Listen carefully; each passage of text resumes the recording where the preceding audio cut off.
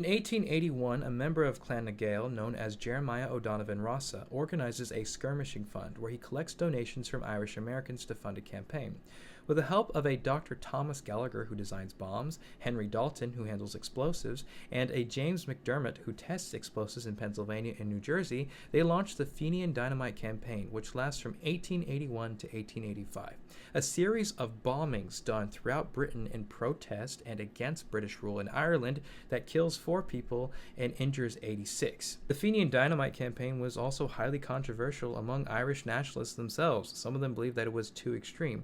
But the point that I'm trying to make here is that we don't judge all Irish people or all Irish Americans or all Irish immigrants for the actions of a select few, nor should we for Somali immigrants either. The other thing is that I'm not saying that Somali Americans are the same as Irish Americans. They both have their own unique stories. However, the rhetoric being said about Somali Americans today is very similar to what was being said about the Irish, almost to the point of where it's uncanny and just very difficult to ignore.